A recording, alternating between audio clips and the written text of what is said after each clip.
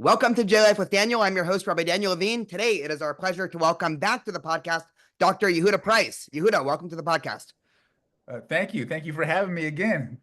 Of course, and thank you for making time on Erev Shabbat. I know in these winter months, the sun sets at 4:30, so it's always tough. So we talked. You were actually one of my first podcast guests 2 years ago. I'm going to link to that original episode. We talked about your background, how you sort of found Judaism in prison.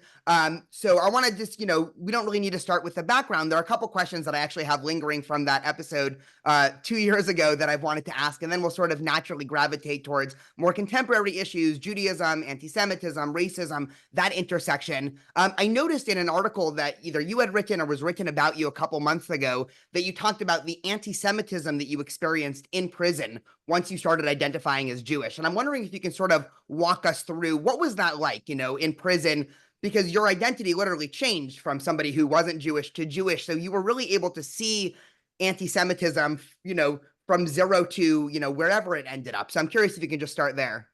Okay. Good question. So first of all, I would like to say anti-Semitism wasn't rampant amongst everybody. It happened when it happened, but it definitely was felt. Inside prison, it's hyper racialized politically, meaning everybody is organized based on what their skin color is, essentially, or what sort of ethnic background they have. So people automatically in their head, I don't think people have a good understanding what it means to be a Jew or what that is all about. Most people, which included me at one point, experienced the Jewish people or Judaism through the lens of other people.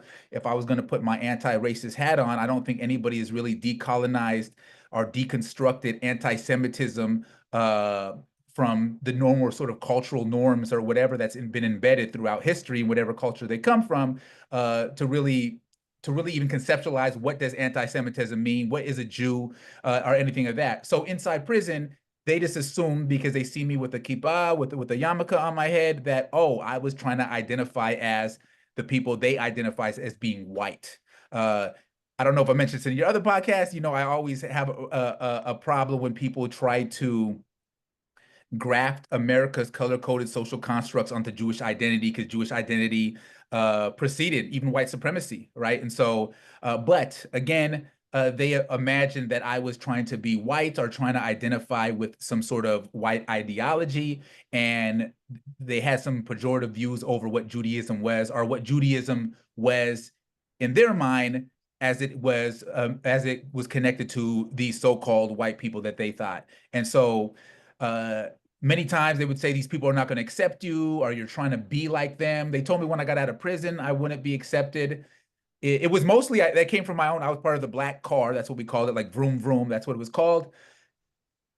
Other races wouldn't say that, not because other races were like less anti-Semitic or just more cordial, generally speaking, is that between races, unless there was a war, unless there was something going on like that, there's like a racial war going on in prison, people were super polite between races, right? Because they didn't want to be the person that started a whole issue. So they were more polite than I see. Skinheads have been nicer to me in general conversations in prison than some people that I know out here in the free world. I say that also with the sort of caveat, I've been in war, and they have tried to stab me before and all that. So I don't want to, I'm not trying to, I don't want to say whitewash skinhead sort of behaviors in prison, but just trying to give you a better picture of what it was like. So where did that put you? Because I'm imagining, the skinhead, group in prison, they probably also weren't loving the fact that there was, that you were Jewish, right? So I feel like, even what you said about Jewish identity before, the irony of Jewish identity, which you of course know, but just to spell out for the listeners, is if being white is a good thing, Jews are not white. And if being white is a bad thing, Jews are white. And so I can imagine you as, a person of color deciding, becoming Jewish, all of a sudden that pits you at the negatives of really every group. So I'm curious, did you sort of find yourself without a group or without a community, or can you talk a little bit about that? Well, I always had to, I guess, identify with the black card, because that's just what it was, and this wasn't like a formal declaration or a formal commitment.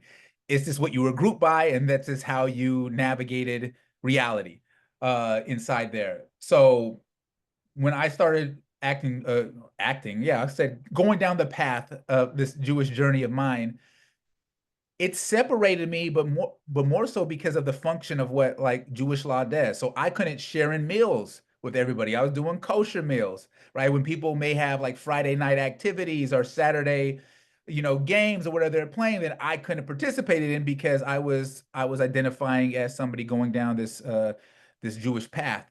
So that separated me more than anything. But then also, as the rabbi in prison, Rabbi Lon Moskowitz, would say, Judaism is about behavioral modification. So I was also not necessarily beholden to the norms, which are hyper masculinity and being super confrontational. Uh, I was very mindful of how I spoke. Right, I didn't want to use explicit language. I believed morality and ethics were still incumbent on us, even if we were in a state of legal oppression, right? That's what prison is. It's a legal form of oppression. But I believe we had sort of moral autonomy, and we couldn't use that as an excuse not to act like menches, so to speak. And so all these things kind of put together that kind of separated me. I was separated by appearance, by just food behaviors that usually, food brings people together. And this sort of normal sort of socializing that separated me more than anything. So let's talk about, sort of navigating to contemporary issues. I want to talk about anti-Semitism and racism, or anti-Semitism in the Jewish community, or sorry, anti-Semitism in the Black community, racism in the Jewish community. The last 60 years of Jewish African-American relations have been very confusing. I'll just say as an observer, right? I mean, I think, in the Jewish community, and I'll just talk about my own vantage point, and then I would love to hear your thoughts. I sort of grew up with two conflicting models. One was, the Heschel model, marching with, Martin Luther King Jr. And, the Jewish community talks about, the Jewish being at the forefront of the civil rights movement. On the other hand, starting in the 1960s and then certainly going till now, you have a type of, I'm reminded of James Baldwin's famous essay in the New York Times about anti-Semitism in the Black community. I'll link to this for listeners. And there's also been a type of anti-Semitism in the Black community that, again, kind of what you were talking about before, attacks Jews because Jews are sort of hyper white. And I'm curious, if you can kind of talk about these competing impulses in terms of, how the wider Black community sees Jews. Are they a natural ally? Are they confused about who Jews are? And you can sort of take that question, however. Take that question, however. All right, let me jump into that question, however I do. So I mean, I think in the 60s, we had a sort of rise in militancy. Dr. Martin Luther King Jr. Brought that up. He didn't let it go by, saying, when you're saying Zionist or Zionism, you're really talking about Jews, and it's anti-Semitism is what I'm hearing. You could dress it up as whatever your noble cause or whatever righteous cause you're fighting for, but it's clearly anti-Semitism. As far as like relations go, again, I think there's a misunderstanding what it is. What is a Jew? What does it mean to be Jewish and all that? And I also think there are many in the Black community, at least, that identify as being the original Jews, right? So it's hard to hold that we are the original Jews, and then you have people that look nothing like us claiming to be Jews, and actually like having like robust, communal life. And connecting to that in a real way that's visible, and you have people that identify as being the real Jews, so to speak, not necessarily doing all that, but still claiming to be authentic in that matter. So I think naturally that sort of it creates the conundrum. Who's the real Jew? Are they fake? Are they taking it? And if you add the Christianity, the sort of Christian anti-Semitism, if we're interpreting Revelations, and you are the fake Jews, and that's where they're getting some of this language from. It's not just, it didn't come up out the blue. It makes it, especially if you're not having ongoing relationships between the communities, it makes it easy to go in that direction and having some sort of animosity or some sort of tension, generally speaking. Now, I say all that with also the backdrop. We kind of know about the Soviet propaganda that started in the 60s that really tried to exacerbate this sort of tension. They were all for this sort of Zionism as racism within the UN, and they were working hard towards that. So we had also had that stuff going on as well. And I think it all just added up to continuing tension. And then, like with anything, if you're not having like regular interactions with another people, right, it's easier to it's easier to engage in hatred. It's easier to engage in a separation, not a separation as in you're just doing you, I'm doing me, but a separation because we have an issue with the other people. But I think fundamentally, it's a misunderstanding to what is a Jew, what is Judaism, and for sure, it's a misunderstanding of what anti-Semitism is because I don't think people understand what it is. And I could just to highlight that point, I just finished my doctorate where the framework for the whole program was DPAR, diversity, equity, inclusivity, intersectionality, anti-racism, and power analysis. And I posed this question to so many of my, my colleagues, other students, professors. Can you give me an accurate definition of what anti-Semitism is? And it was a struggle to conceptualize it, right? It was a real struggle to conceptualize it, which boggles the mind because if we're thinking about anti-racism, right?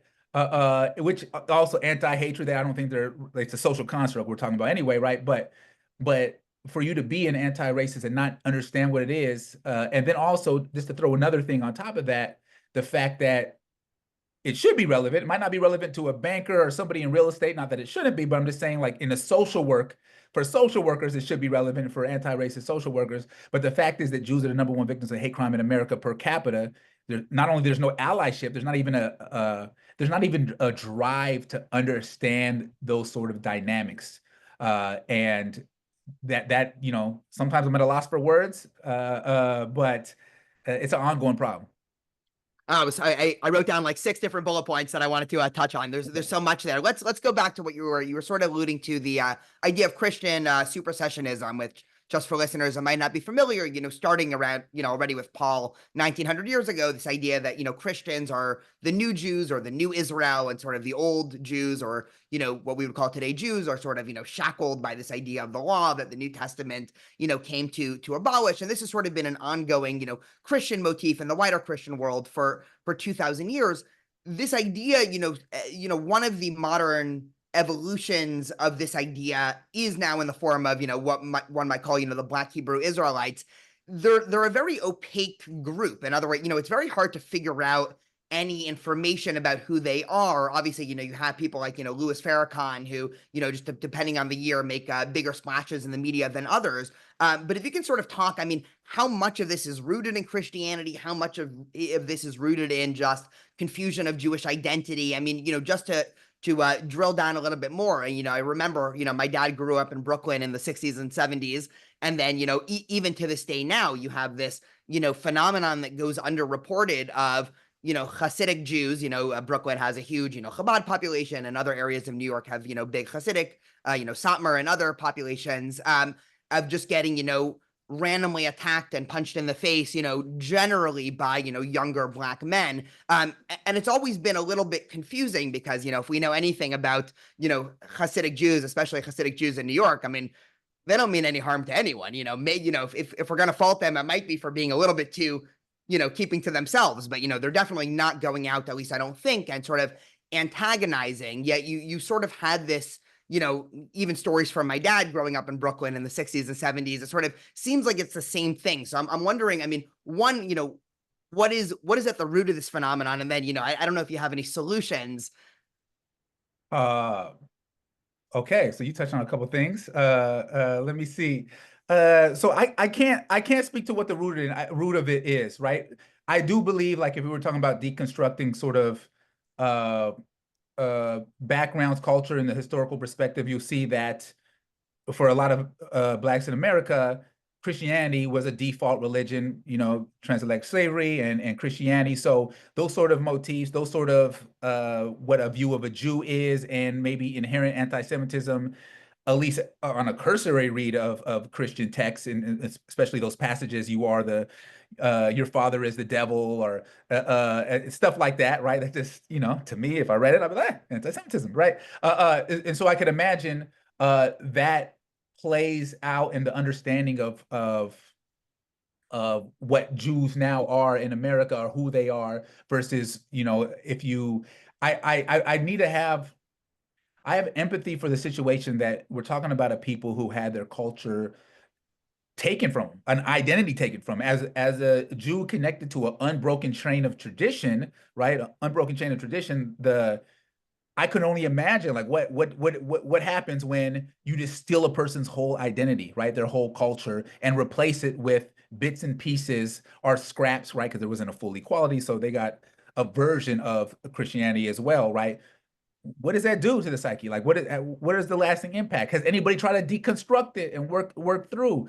Has there been a general push for people to understand who Jews are and what Judaism is? What is that tradition? I mean, even when I explain it, I don't care if it doesn't really matter if they know about religious practices and rituals, right? I think a lot of times when people are trying to, hey, this is what Jews are about and the rituals, that goes beyond it. I think if we could understand, because it's peoplehood, it's deeper than religion, right? Because you could be born Jewish and be an atheist, you're 100% Jewish, right? That's a hard concept, right? That kind of discombobulates people a lot of times. But if we could understand it as, and this is how I usually make breakthroughs, and maybe this is a question to what we can do about it when I'm talking to people, is that Jewish people have an identity, which in part is religious, that was formed and created essentially in Eretz Yisrael, right, in the land of Israel.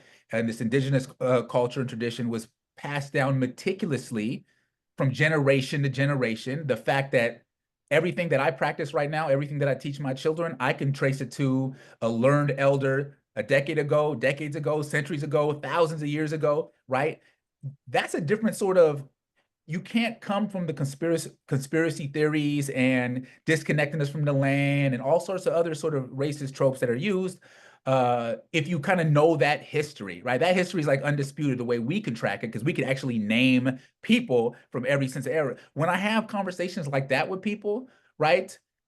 The idea kind of like, okay, the Jewish people are an extension of that. That makes sense. Oh, when there was a base of Mikdash, when there was a temple, 10% of the Roman population was Jewish already there. Then we had the Bar Kokhba revolt and exile through Rome, right? And so we see all that, but people don't understand that history. And what's happening is they're looking in our scriptures and transvaluing passages. I see it all the time. So I've had many discussions, debates, whatever you want to call, with Hebrew Israelites in prison. Like I was a Jewish chapel clerk. I was also the Islamic chapel clerk. I was the interfaith chapel clerk. So I've had robust conversations, and I've heard a lot of these conspiracy theories. And I think at the end of the day, if we're not having those sort of conversations for people to know, right? And it's also who you bring to this conversation, right? Because people might be like, this guy doesn't know what he's. Somebody comes to you. If I bring you to somebody in prison, they're going to shut you down, right? They don't even want to hear. Like, all right, just look at this white guy, right? It doesn't mean what you're saying is not, it could be more substantive than anything I could possibly say. But the point is, like, we see ourselves in others, and when you face with oppression, right, you're even more wary of other things like that. But when we have these sort of conversations across the color line, so to speak, I don't like to use the word color because Jews come in all hues, but if we're talking about black versus not black, but in contrast to Jews, I think we failed to do that and present Jews that could better connect with people in these spaces when these conversations are going on. So it continues this sort of dichotomy, right? Oh, it's white Jew, so to speak. I don't believe in that term. I just want to keep on the listeners keep on saying, let the listeners keep on knowing that I don't believe in that term, but nonetheless, right?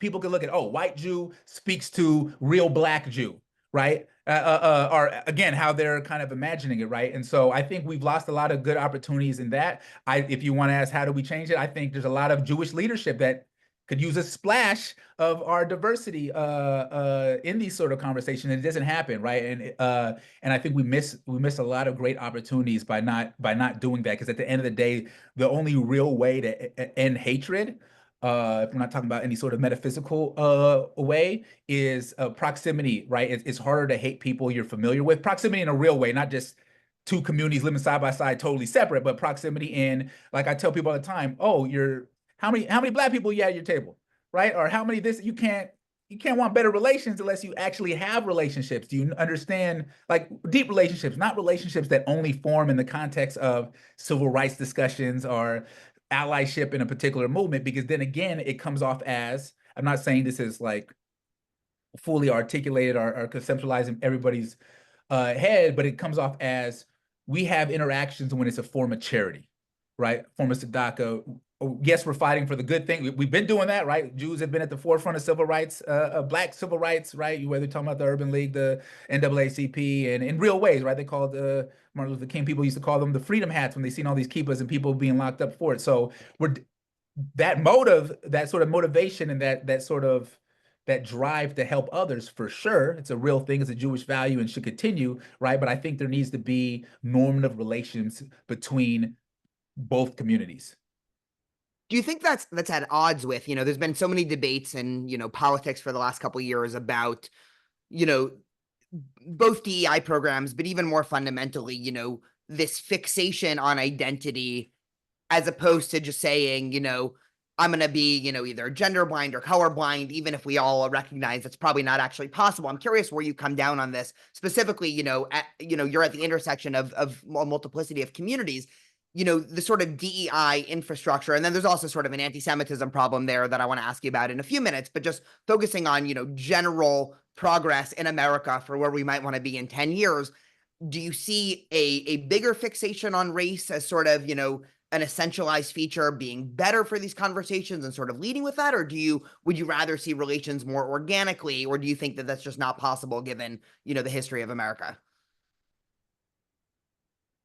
Yeah, the history of America, it's a certain social milieu out here that dictates things that might be different in other sort of places. Here, since we're not like a homogenous society, we're really a country built on different sort of groups, right? And now we're trying to work together to make this American dream work. I believe Coleman Hughes, I think, articulates this well, and which is just an extension of him articulating Dr. Martin Luther King Jr., which is the idea of blindness as a value. Because at the end of the day, if you were creating a society from scratch, would you want people to be judged based on their content or the character, or would it based on skin color or some other thing? It doesn't mean that we have to be oblivious to people's struggles that may have occurred based on their identity. I'm definitely not saying that, but that's not the whole picture, and that's not the totality of and it shouldn't be the totality that we're aiming for, right? You can't say that you want a fair society and you're going to create it by doing unfair things. I've never heard, at least my parents never told me two wrongs make a right, like but that's what we're attempting. I could give you a deeper criticism of critical theories, because I have an issue with that, and that was part of, I had to take a critical race theory class for my doctorate degree with professors that were claiming to be experts in critical race theory. I think it's a racist theory, if you want to ask me. Ultimately, it sprung from it's a Marxist theory. It comes from a Marxist sort of grouping of critical theories, and it's intent on bringing down structures of society. If Jews are doing well in those societies, it naturally means Jews are, especially for the tenets of critical theory, right? That Jews are part of those power structures, are aligned with those power structures in the way that they are furthering oppression of others, right? So the mere setup of the theory leads to the sort of dynamics we have right now. But I wouldn't say it's the theory alone, because anti-Semitism, as we know, occurred before that theory, right? And it occurred, and it always morphs and changes. So we already know, like, generally speaking, that whatever society has the biggest issue with, the Jews are to blame for it, right? Right now, it's race, it's supposed colonialism. I say supposed because people do not mention the imperialism and colonialism all throughout the Middle East that has been done in such a thorough way that we don't even talk about lands being colonized anymore. Not only that, people will sit from undisputable colonized lands in America and point fingers and critique about other things, right? But again, it's a supposed bad thing right now, so Jews are to blame for that. You had some other questions within that questions, but I want to make sure I touch on those as well. Yeah, no, of course. I mean, we can obviously talk about this for, 10 hours, and I probably, me and the listeners wouldn't get bored. It's one of those things, Zionism and the Jewish return to Israel is one of these things that always bugs me in terms of the progressive movement seems to have missed a perfect opportunity to talk about this being a decolonization movement. I mean, if you want an example of a people that were kicked out of a homeland and return after thousands of years to be a model for indigenous peoples everywhere, I mean, Zionism is the most successful case study of that working. And even similar to like what we were talking about in terms of critical race theories and power structure. I mean, if you want to talk about one of the top examples of a people in the 20th century going from zero power to attaining some power, what better case study than the Jews? But this is sort of, I've been trying to wrap my mind around, the sort of wider critical theory. I connect DEI to it. It doesn't seem like you do. So I want to ask you about that in a minute. But this idea of, well, if power is always bad, then, what's sort of the goal? Because obviously, if the goal is to uplift some people, do you just uplift them until then they get power and then you knock them down? Because it seems like that's what happened to Jews in the last, 70 years of the West in, very confusing ways.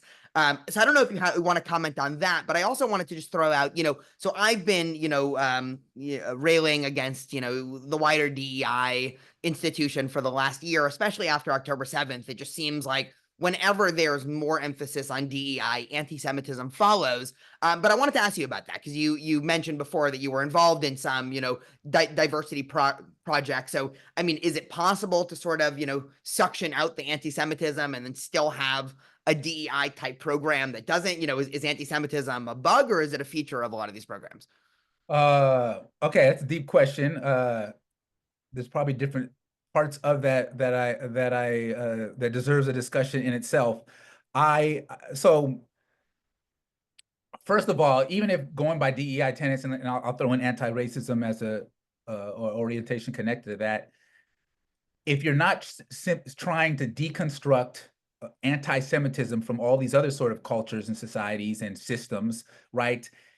I think it's baked into the cake. DEI is not causing it. It's a way to channel anti-Semitism. It's the way that anti-Semitism is manifests. It's a way that it does, but I think it exists in society. I think you mentioned about Zionism being a successful decolonization movement. You know what happens when you have discussions with these people on college campuses, which is why I think administrations need to just call them racist and kick them out of school. Sorry to be harsh, but they will say, right? Because I don't get into Netanyahu's government. I don't get into what this state looks like, supposed apartheid or any of like that, right? Because I think these are all just ways to justify anti-Semitism, right? I'm gonna pick up on this, right? I break it down to: do the Jewish people have a right to self-determination in their indigenous homeland, right? And right there with that question, that you'll be able to draw out the anti-Semitism, right? Many times people say, those aren't the real Jews. Those are not the same Jews. You know how many people on college campuses I heard say that? As if they can somehow create some sort of DNA skin color test that determines what it means to be Jewish and have a connection to that land, right? They argue with Jews being indigenous, period, right? That's why they say JC is a Palestinian, right? Everybody would be like, "What? You're just like that's cultural misappropriation. You're stealing somebody's identity and then ascribing it to somebody else that didn't even exist back then, right? Not only that, like the mere use of trying to define what Zionism is in a pejorative way, right? When you take another people's words and ideas and try to make it so they lose voice in the process, that's an act of anti-Semitism. When you try to only bring Jewish voices to spaces that will agree with you, the vast very minority of Jews who typically don't participate in any sort of normative Jewish communal spaces, yet you uplift their voices as speaking for the Jewish people. That's an act of tokenism, is an act of racism, right? It is an act of anti-Semitism in this particular case. So I think it boils down to that part, right? Do the Jewish people have a right to self-determination? Notice I didn't say what that self-determination looks like, just that mere fact. Because at the end of the day, when I look at the Palestinian Authority's position or Hamas position, that's what it boils down to, and it says it in their constitution and their writings. When I look at the Hamas charter, the founding charter, and in one line it says the Zionists or Zionism, and the next thing it quotes an almost 1,400-year-old text to kill Jews as a religious duty, right? They conflate it themselves, and not only that, to people who claim to be against imperialism and colonialism, in that same charter, it details how their ideology conquered the whole region and it's their land in perpetuity from that subjugation. The mere fact that you can see them conflating Zionism with the Jewish people and using an anti-Semitic text, right? you got to unpack that, really got to deconstruct that, using that, right? And at the same time, omitting and bragging and saying they are an extension of this imperialism, and nobody says anything about it. Like I said, I believe there isn't some anti-Semitism that needs to be worked out, and I think the DEI just provides perfect cover for that, since you could judge a situation by who has power or who's doing bad, and or who's doing better than others, and saying that's a bad guy versus a good guy. That's Marxism, this repackage, right? Instead of classes, we're repackage it in group identity. And what happens when this group has more power than other power? That's, it's a power grab. And it's so shocking because these are obviously some of the best educated people in human history. They're also some of the most, conscientious people. I've been, hanging around on a college campus for, too many years at this point. And, I remember when, I haven't heard this phrase for a while, but it used to be, microaggression was the term that everybody was obsessed with. You can't say anything that might imply that you're saying, so obviously, racism, is saying something, very explicit, but you can't even say, if you see somebody that doesn't look like they're from America, oh, hey, where are your parents from? You have an interesting accent, right? Like that's a big no-no because we're super conscious. And, I think for a whole variety of reasons, the sort of fixation on microaggression also hurts, natural, friendship and organic relations, because I've actually had numerous students tell me over the years that they are too afraid to engage with people that look differently than them because they don't want to offend them. I mean, this might be shocking to listeners, but I've and it's the saddest thing because they'll say, and this can be any identity, a person of color, somebody who's trans, somebody of a different religious background, I feel uncomfortable. What if I say something offensive? And I'm like, how sad is this? We're too afraid to, make friends and have conversation but to put that aside, when it comes to microaggressions, we have this, the progressives have this hyper attenuation to anything that smacks of, something that might offend somebody if they take it the wrong way. Yet when it comes to anti-Semitism, it just seems like some of these theories are so explicitly anti-Semitic and, far beyond microaggressions, and sort of, it's some mix of, protocols of elders of Zion with, Jewish blood libel conspiracies mixed with, Jews controlling the media, what is this? Is this just, is anti-Semitism just sort of, a universal baked in feature, from some, there's one of my favorite midrashim, just for listeners, pieces of rabbinic literature, comments on, Har Sinai, sounds a lot like the word Sinah or Sinat in Hebrew. It's spelled differently, but the rabbis, interpret, why is it called Har Sinai? And they say, from there is where Sinat came from, hatred. And so the rabbis are sort of, envisioning anti-Semitism as, this is just some universal feature of, from the legacy of the Jewish people. But, from your vantage point, because you probably get to have a lot of these conversations that I don't get to have, is this just a big misunderstanding? Do you think people really are anti-Semitic at their core? I mean, what is responsible for the best educated people probably in world history, perpetuating this? There was a lot of smart people in Germany, right, during Hitler's reign, right? So one, I think anti-Semitism is an illogical. It might, I have the DSM-5. I don't think they listed in there, but if I was writing the DSM-5, I might put it in there because I see people just like get possessed by this particular idea and just act out in weird ways where I'm just like what's going on here? So yeah, I think if we just think about the origin of Western culture and other sort of societies, about the anti-Semitism that's been baked in as they've been formed, right? You have to deconstruct and unpack that. I believe you do. Two, I say people don't understand. I go back to people don't know what it is to be a Jew. Well, they don't know Judaism. They don't know our connection to Eretz Israel. They don't know what it is, right? And so when you don't know what something is, yet you see people doing well, and I don't just mean like material well, but like having robust communal structures and things going in place, right? You wonder. I think that plays a part too. And then also though, I think it's not just DEI. I bring that up because DEI claims to be about belonging. That's the only reason if you claim, just like if you claim to be anti-racist, yet I see people happen to be more racist within a moment, I'm gonna be like, that doesn't fit well.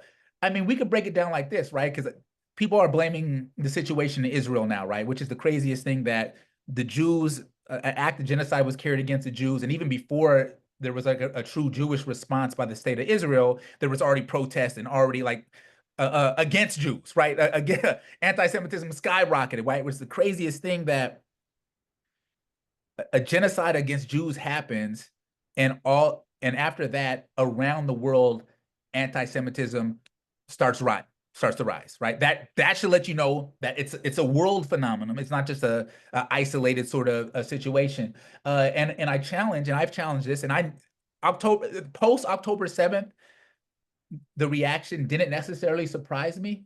Right. I mean, for a lot of Jews, I think it was like our Dreyfus affair. Like oh, we can just assimilate. America's the best place, or this place. Then you turn around and say, oh, wow, a lot of my neighbors don't like me, right? For no other reason, because I'm Jewish. But if you look at it, and I challenge the people in DEI, social justice, social workers, all that, right? How come there hasn't been any significant allyship with Jews, and they're the number one victims of hate crime in America per capita, right? That alone tells you it's not based on this war. It's not based on the war. People need to stop pretending like it is. Like, that's why I don't even go down that sort of rabbit hole where they justifying by saying, well, this, because of this, because of this. Nobody's attacking random Russians on the street, right? Because Russia invaded Ukraine, right? But with Jews, right, it happens, and it happened before there was a war, before there was a state of Israel. If anything, a state of Israel, a modern state, our third Jewish Commonwealth, is a reaction to the world hating us, right? Trying to exterminate us, trying to kill us, right? There's a lot at play. But I think at the end of the day, there needs to be some frank conversations about what is anti-Semitism, and we can't pull punches. We got to call it out, and I think a lot of Jews did not call it out because I'm in these progressive social justice spaces because I am a social worker that advocates for marginalized people, right? I still go into prisons. I still work with people in prison. I still work with people in these communities that are marginalized, right? I mean, I think without us really having a candid conversation and calling it out and calling out people who are there, why are you avoiding allyship with Jews? Why are you avoiding, or why are you ignoring anti-Semitism? Why? That you can't blame it on the war because this happened before the war. And what's happening random Jews on the street has nothing to do with the war, right? They're not taking part in anything. Whether I don't like to get in a discussion point by point. I can, don't get me wrong, and I do, but not with people who just hate Jews. There's no point in getting in that sort of discussion because at the end of the day, right? Do the Jews have the right to self-determination in their ancestral homeland? Do they or do they not? Right. Let's start from there. Yeah. So obviously you are, an outspoken Zionist. And for listeners that don't follow you on social media, as an aside, I highly recommend it. Have you noticed differences in how people are treating you, at work and in progressive circles post October 7th? When you walk in and they just saw, your latest Twitter or Instagram post is all about, anti-Zionism is anti-Semitism. Do you sort of get ignored? Are you having those conversations? Are people tiptoeing around you? What is that like? So yeah, if anything, people are probably tiptoeing around me. I imagine. I'm just imagining. I don't know. Like, people are not having those sort of conversations around me. I won't hesitate to join conversations around me if that happens. But at least in my place of employment, people are supportive, and the people who might not necessarily agree with everything I have to say, they're just not gonna say to my face. And I don't necessarily have a problem with that, right? Like, I don't feel like you need to be at work and all your political views or anything like that, or if somebody just totally disagrees with your sort of political views. And I say that from a person that I can get along with skinheads and Nazis and all that because I literally did that. I did it with people who hate me and learn, like, look, at the end of the day, we can just have cordial relations. So I'm not saying I'm at a work where that's happening, right? And are feeling that, right? I think if all in all, like, people are very showing a lot of empathy because, again, I think it's the messenger for a lot of people, especially if you're so beholden to identity, right? People have been more open to hearing my perspective on things because, oh, okay, Black guy, he's been through sort of certain situations and comes from he has a layer of credibility of understanding the nuances of DEI, right? And I believe, I don't think there's anything wrong with pushing for an atmosphere that is conducive to belonging. Don't think it. It's what they chose to do with that we have an issue with. But yeah, so I think people have approached me in a respectful way, at least at the places of my employment.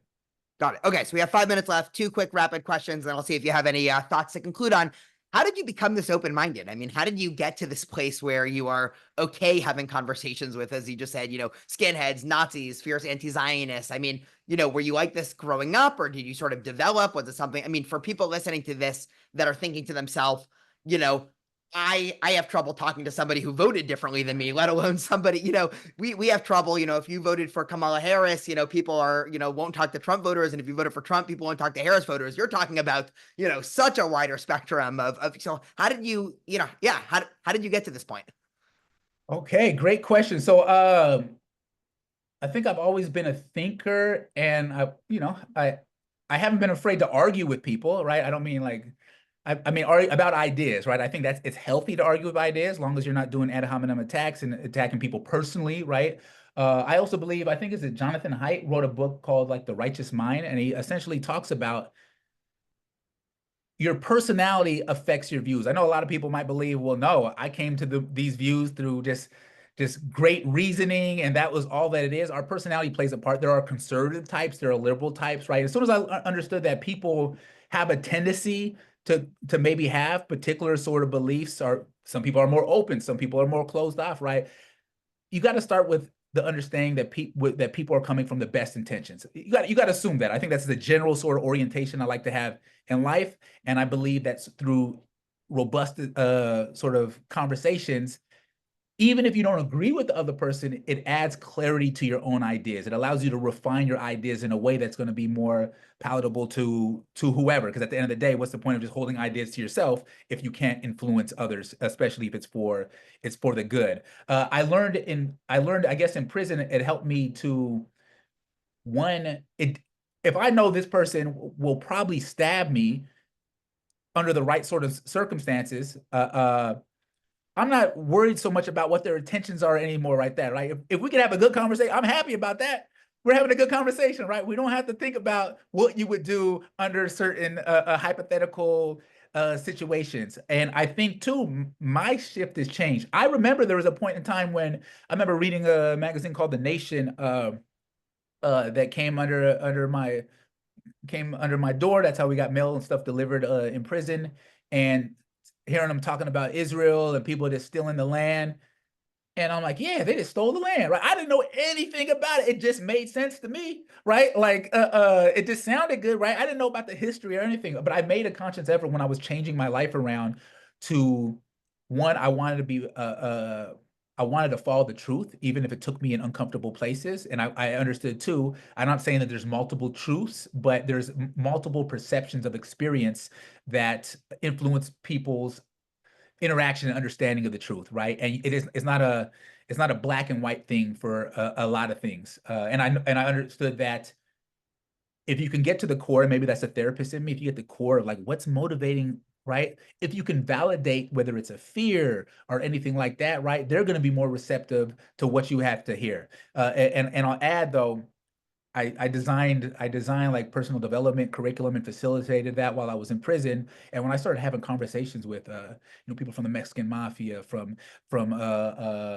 neo-Nazi skinheads and different sort of people, right? I understand they look at a lot of us have been through different sort of traumatic experiences, have not had uh, a lot of the support that we could have, and we responded in the way that our sort of situation kind of was conducive to, right?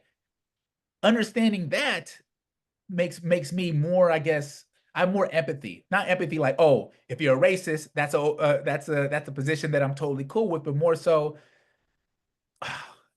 you've had a tough life. That's where you arrived at, right? That's not going to benefit you, right? But let's have a conversation. And I would say is as a therapist, I've had racist clients that were former skinheads, right? I've also worked with former gang members that were out there, doing this, right? And I found that if you are so quick to judge people or say that those people are always going to be and always have those same sort of views that they have in this present moment, you're not going to really get people to be their best selves. You're not going to help people self-actualize. If anything, you might be scratching this sort of itch you have. Maybe it's resentment, maybe it's bitterness or whatever. You might be able to scratch this by lashing out on other people, but you're not you're not, what you're doing is not trauma informed. It's not leading to healing, and it's not leading to real dialogue. It's again, it's satisfying your own sort of impulse to attack something that's different. Yeah, what a great message for people to internalize, especially before Thanksgiving, which is sort of, always culturally the time where this comes to a head. In the last 30 seconds, just because I've been asking everybody this since October 7th, where do you situate yourself on the spectrum of, is the golden age of Jewish life in America coming to an end? Are you, do you think, Jewish life is slowly coming to an end and Jews should start looking to move to Israel? Do you think this will overblow? Are you somewhere in the middle? Well, I would say, well, I'm a Zionist, and I recently visited Israel earlier this year, right? And I could tell you one thing: Israel was the first place I didn't feel like a minority, meaning I felt like a Jew in a land of Jews. I didn't have to go search out a Jewish community, right? When I hit any state, I visit multiple states, and I'm like, where's the Jewish community at, right? I felt like I was home where I belonged. So I believe the impulse, that's a great impulse for all Jews to want to move to the land of Jews, right? The land of our people, the one that what we've been connected to for thousands of years. Do I think the golden age, the so-called golden age in America, is over with? I don't know. I know Jews are resilient, so even if it is over with, I imagine we could build it back up again, right? Just it's the ebb and flow of history. They kick us out of a country, then they bring us back.